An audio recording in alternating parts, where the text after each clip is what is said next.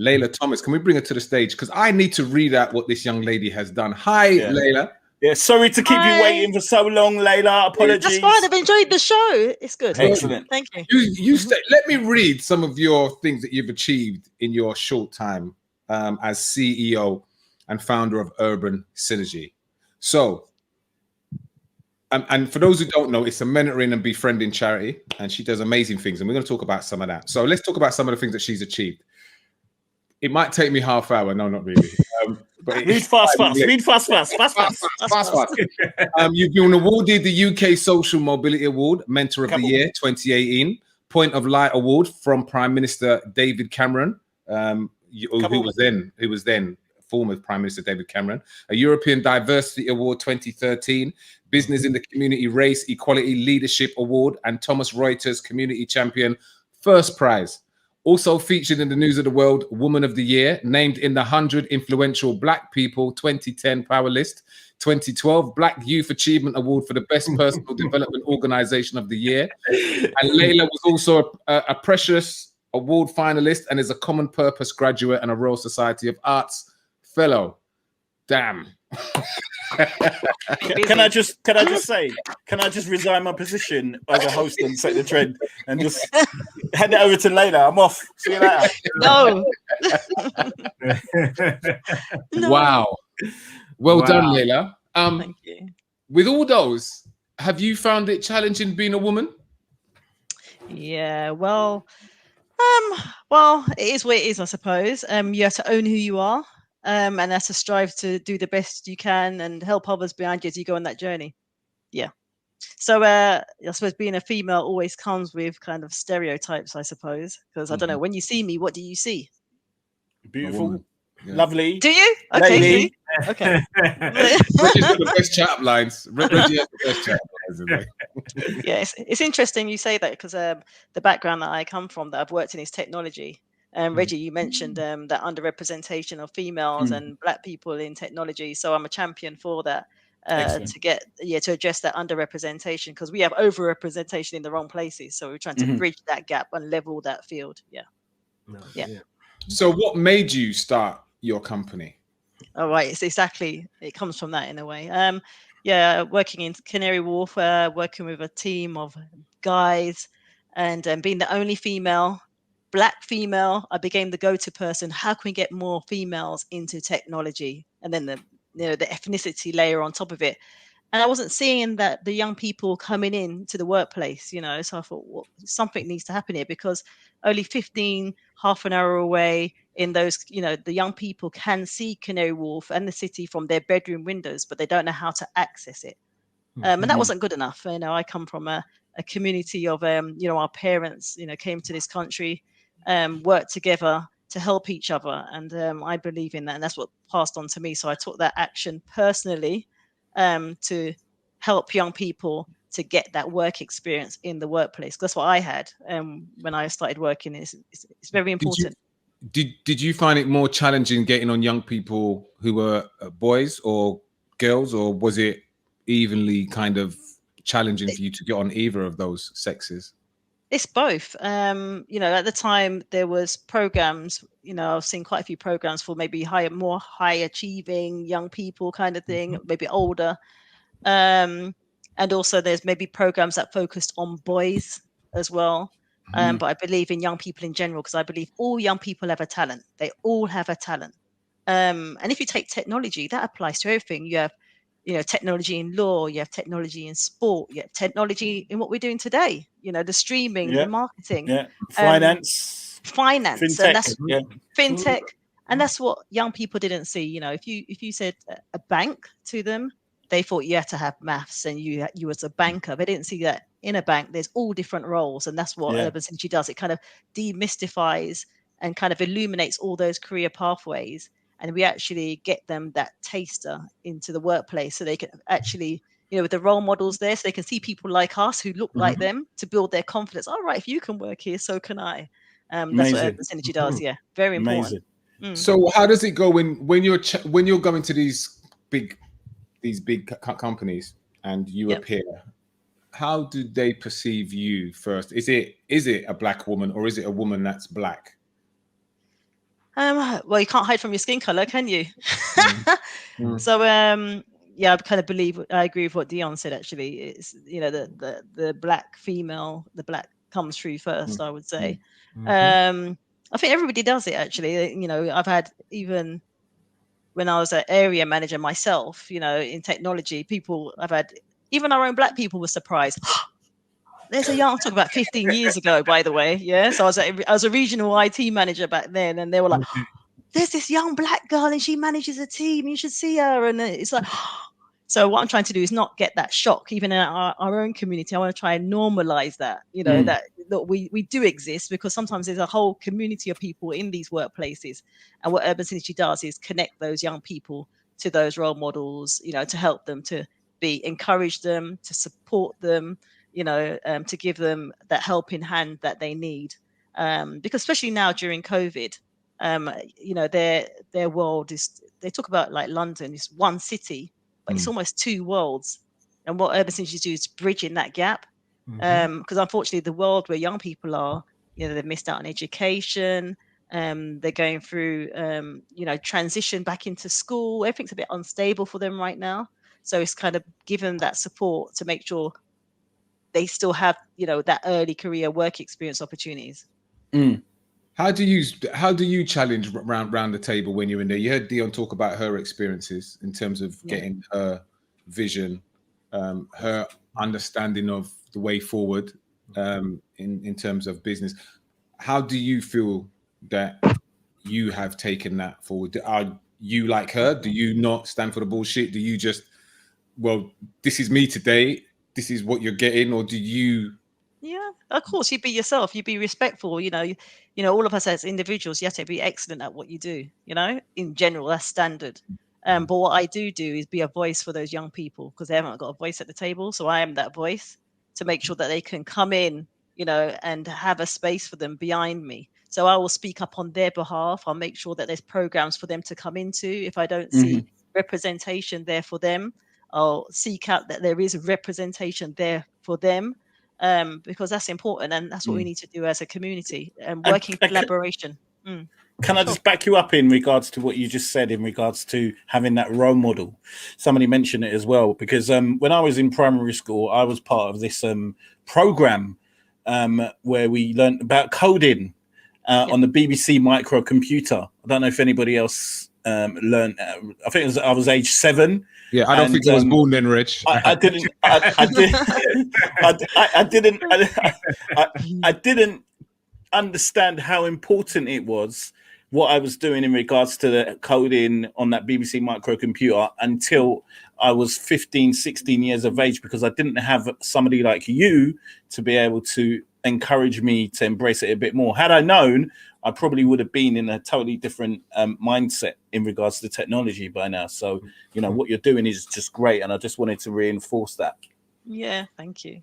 Yeah, that's important. I mean, they always say women, we're pretty influential in the home.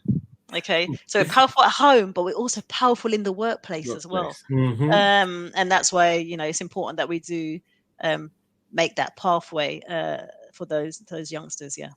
You're also on the board of Apprentice. Oh yes. What's your role there? So I was on the board. Yeah, did that. So that's basically helping to address diversity on the boards. So the Board Apprentice is an amazing initiative, an amazing program, basically. So what it does, it gets women an opportunity to sit on the board, as an apprentice. So you can sit on the board and see how a board operates, and listen. And it's kind of like training, upskilling, being comfortable. And then what happens is it breaks down that barrier almost, and then the people on the board might get to know you, and opportunities might come out of that, because it all starts from conversation. I think one of the things that we're not taught in school is that it's the power of networks. So what we're taught in school is education. And that's what I've noticed as I've grown up. I've noticed what happens with the state schools.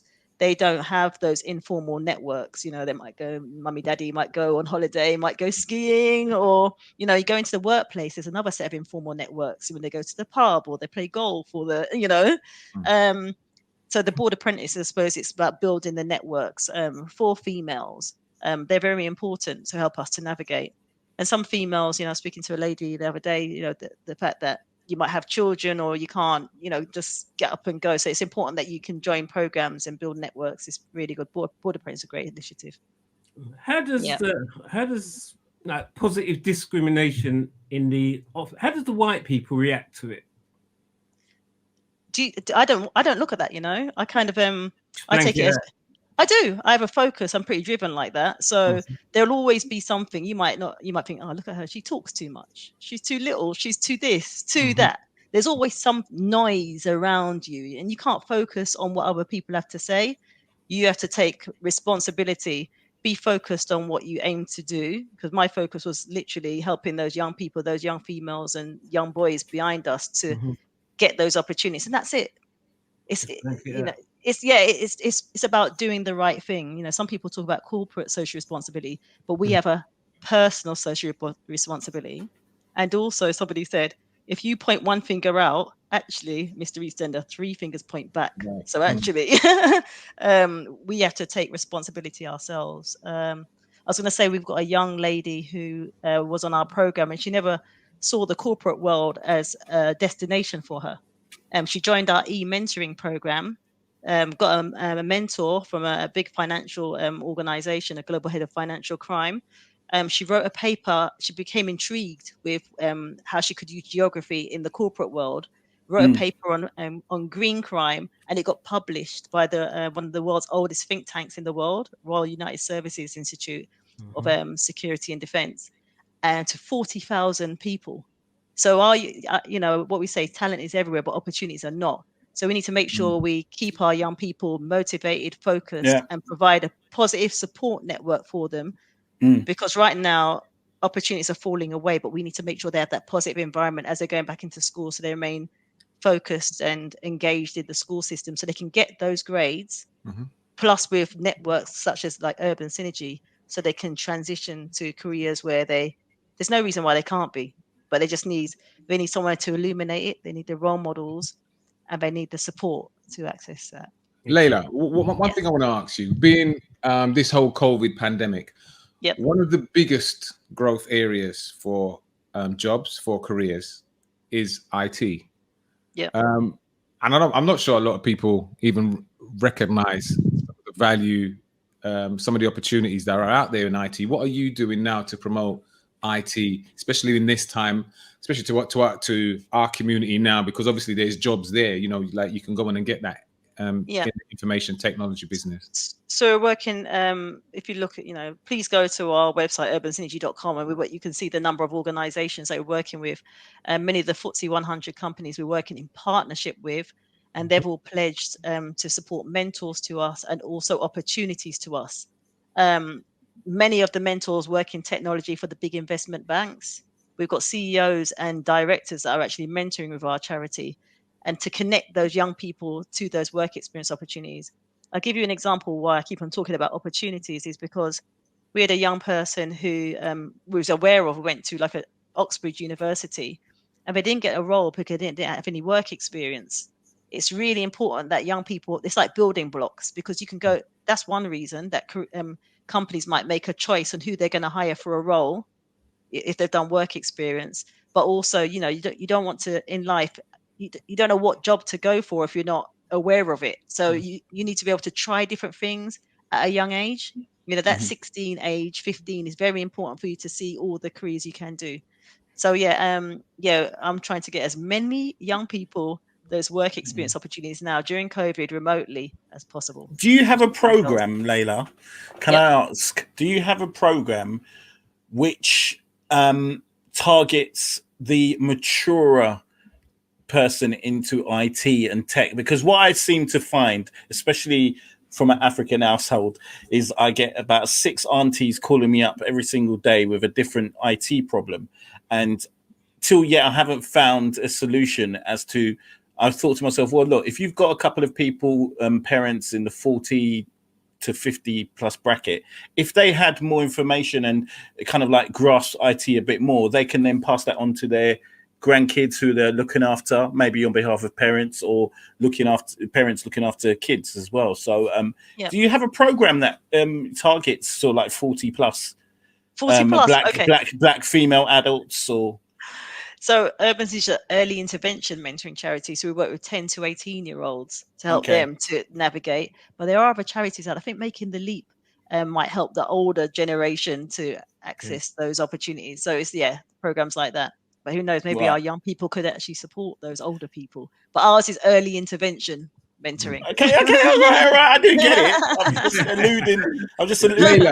Leila, before we let you go, on Monday is International Women's Day week. I don't know if it means anything to you, but what music would you be sitting back listening to on International? Oh my God. I'm going to say it's a slow jam. What would your favorite soul or slow jam be to listen back and just chill on International Women's Day listening to? You mentioned the soul one. Oh God, I just had I do like my reggae. Would I be able to say one? Yes, of course you can. Of course you can. Because you would think this is really unusual for me, actually. But I was listening at the right time. Mighty Diamonds. They're big.